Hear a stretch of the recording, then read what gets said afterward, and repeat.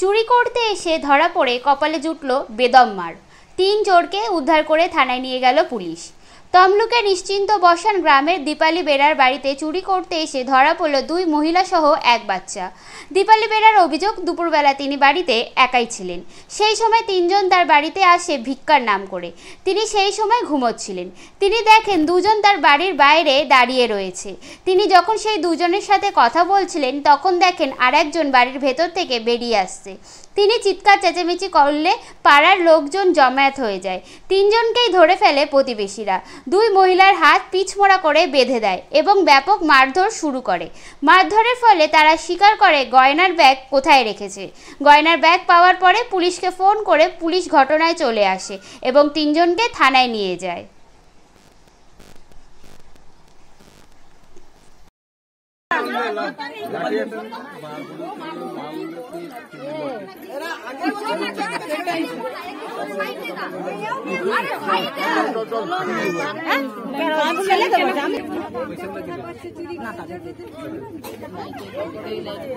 সব আছে কিনা ঠিকঠাক আছে কিনা দেখে লু।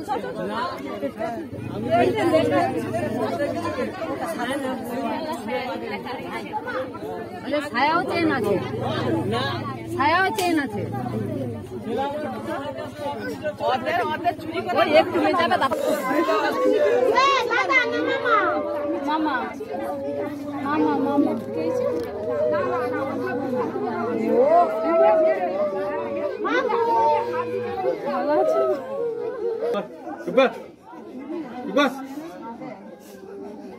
মামাও ফটো তুলে রে, এমন কাজ করছে ওই জন্য ফটো তুলে।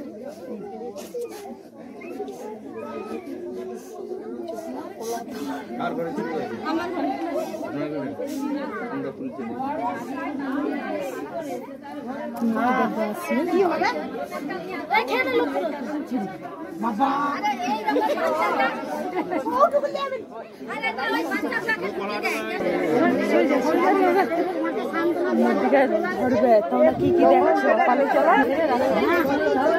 আর কারো ক্ষমতা নেই গায়ে হাত দেবে। এবার যে গায়ে হাত দিবি সেই ফাঁসি। ওই তুই চুপ করে দেখেছি তো কি কর? আর তখন ছিল তখন ফোঁটা পড়েছে।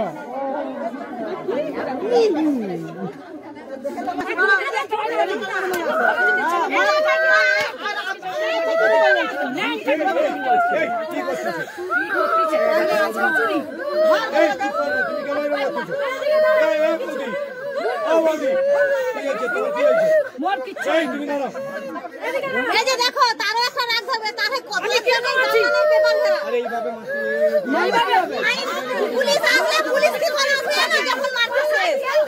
আমি একটা মেয়ের গায়ে হাত দেবো, আপনারাই বলবেন যারা করে দিয়ে।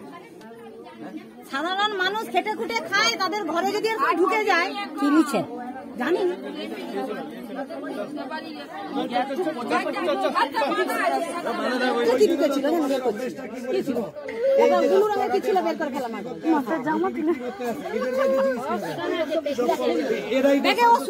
কিছু আছে, এর কাপড়টা খুলে দেখো না, আর একটু ঝেড়ে নেবো তো।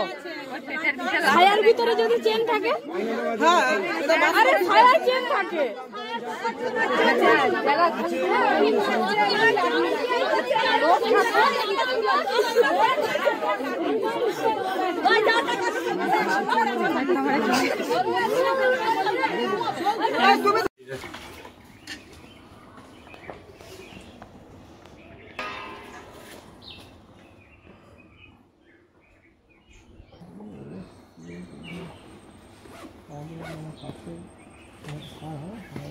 শীতলা মন্দির আছে, ওখানে কাকে দিচ্ছে।